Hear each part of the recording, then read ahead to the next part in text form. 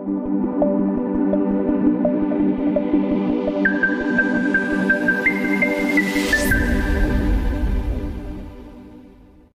आप देख रहे हैं इंडियन टीवी न्यूज। वक्त है आज की बड़ी खबर का। हमारे तो बच्चे नहीं हैं, हम खप रहे हैं आपके बच्चों के भविष्य को बनाने के लिए। इटावा में ये बात कही पीएम नरेंद्र मोदी ने। जी हां, प्रधानमंत्री नरेंद्र मोदी ने समाजवादी पार्टी और कांग्रेस पर सिर्फ अपने अपने बच्चों के भविष्य के लिए चुनाव लड़ने का रविवार को आरोप लगाया और कहा कि शाही परिवार का वारिस ही प्रधानमंत्री या मुख्यमंत्री बनेगा। ये कुप्रथा चाय वाले ने तोड़ दी है। प्रधानमंत्री ने सपा के गढ़ माने जाने वाले इटावा में एक चुनावी रैली को संबोधित करते हुए ये बात कही। उन्होंने कहा कि मोदी भारत के लिए आने वाले 5 साल ही नहीं बल्कि 25 वर्षों का रास्ता बना रहा है। भारत 1000 साल के लिए सशक्त हो, मोदी नींव तैयार कर रहा है। मोदी ये सब क्यों कर रहा है? क्योंकि लोग हमेशा इस बात को याद रखें। प्रधानमंत्री ने कहा, ये सपा कांग्रेस वाले क्या कर रहे हैं? ये चुनाव लड़ रहे हैं अपने भविष्य के लिए, अपने बच्चों के लिए। उन्होंने सपा और कांग्रेस पर निशाना साधते हुए कहा, इन परिवारवादियों की विरासत क्या है? गाड़ी बंगला, राजनीति, रसूख। कोई मैनपुरी, कन्नौज और इटावा को अपनी जागीर मानता है तो कोई अमेठी और रायबरेली को अपनी जागीर मानता है। लेकिन मोदी की विरासत गरीब का पक्का घर है। देश की करोड़ों माताओं बहनों को शौचालय मिला है। दलितों, पिछड़ों को बिजली, गैस और नल जैसी सुविधाएं मिली हैं।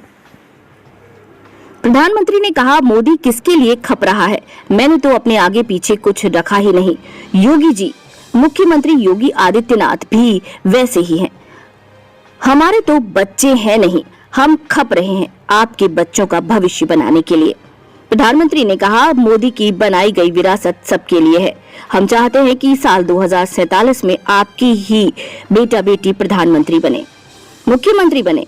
शाही परिवार का वारिस ही प्रधानमंत्री मुख्यमंत्री बनेगा। ये कुप्रथा इस चाय वाले ने तोड़ दी है। मोदी ने कहा कि समाज सुधारक राजा राम मोहन राय का नाम आता है तो कहा जाता है कि उन्होंने कुप्रथा खत्म की। वैसे ही एक दिन आएगा जब कहा जाएगा कि देश में एक प्रधानमंत्री होते थे, चाय वाले थे, और उन्होंने एक ऐसी प्रथा को तोड़ दिया जिससे अब गरीब का बेटा भी मुख्यमंत्री बन सकता है, गरीब का बेटा भी प्रधानमंत्री बन सकता है। मोदी ने अपने भाषण की शुरुआत सपा संस्थापक मुलायम सिंह यादव के जिक्र के साथ की। पीएम ने कहा, साल 2019 के लोकसभा चुनाव से पहले की बात याद आ रही है। संसद का सत्र चल रहा था।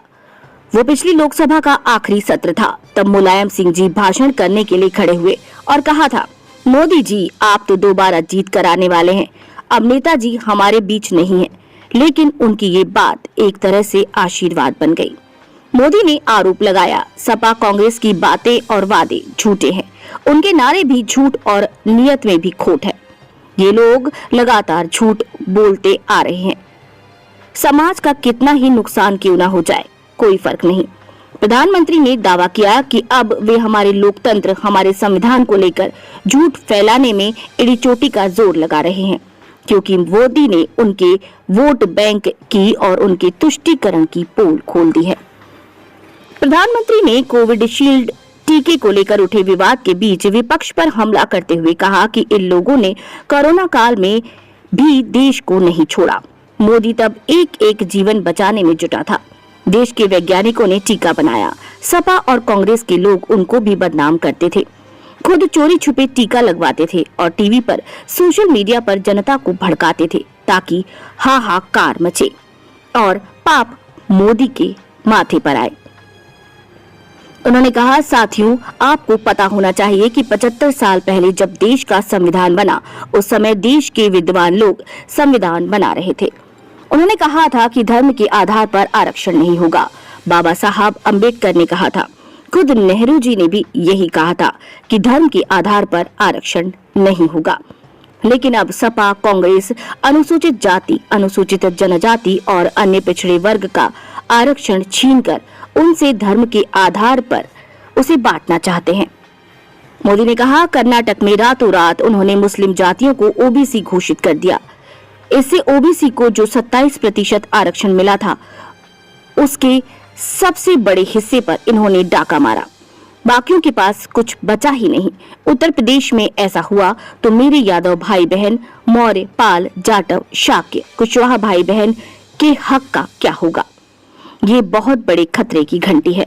उन्होंने कहा, सपा कांग्रेस की खोटी नीयत का हिसाब बहुत लंबा है। आप याद कीजिए, 5 साल पहले कांग्रेस का शाही परिवार चुनाव के समय मंदिर मंदिर घूम रहा था। कांग्रेस के शहजादे ने तो कोर्ट के ऊपर जनेऊ तक पहन लिया था, लेकिन इस बार मंदिर के दर्शन बंद। इतना ही नहीं, 500 साल बाद ऐतिहासिक पल आया। पूरा देश राम मंदिर बनने से खुश हुआ, लेकिन इन्होंने प्राण प्रतिष्ठा का निमंत्रण भी ठुकरा दिया। पीएम मोदी ने कहा, अभी मैं गुजरात के द्वारिका गया था। पुरातत्वविद कहते हैं कि भगवान श्री कृष्ण की द्वारिका समुद्र के नीचे डूबी हुई है। मेरा मन किया, जो द्वारिका प्रभु कृष्ण ने बनाई है, वहां जाकर माथा टेकना चाहिए। मैं समुद्र के नीचे गया, पूजा की और भगवान कृष्ण को भेंट चढ़ा कर आया। कांग्रेस के शहजादे को बड़ी परेशानी हुई। उन्होंने कहा, अब मैं यहाँ के सपा वालों से पूछना चाहता हूँ कि अरे, आप तो अपने आप को यदुवंशी कहते हैं, श्री कृष्ण के वारिस कह रहे हैं। आज देश का प्रधानमंत्री श्री कृष्ण की पूजा करे और तुम्हारे अपने साथी उसकी आलोचना करें। अरे, तुम काहे के यदुवंशी हो? प्रधानमंत्री ने आरोप लगाया, मोदी को गाली देते देते ये लोग भगवान कृष्ण तक का अपमान करने लगे हैं और ये यदुवंशी उनकी आरती उतार रहे हैं। आपको शहजादे की आरती उतारनी हो तो उतारो, मोदी तो कृष्ण की आरती उतारेगा। फिर उन्होंने कहा कि द्वारिका में समुद्र के बीच कुछ है ही नहीं। अब कल उन्होंने फिर कृष्ण पूजा का मजाक उड़ाया। उन्होंने आपकी आस्था से कोई मतलब नहीं रखा। मोदी ने अपनी सरकार की विभिन्न योजनाओं का जिक्र करते हुए कहा कि उनकी नीति समाज के हर वर्ग को सशक्त करने की है। इसी तरह की अपने आसपास की हर खबर देखने के लिए सब्सक्राइब कीजिए हमारे चैनल को, और हमारे चैनल को देखने के लिए बहुत बहुत धन्यवाद।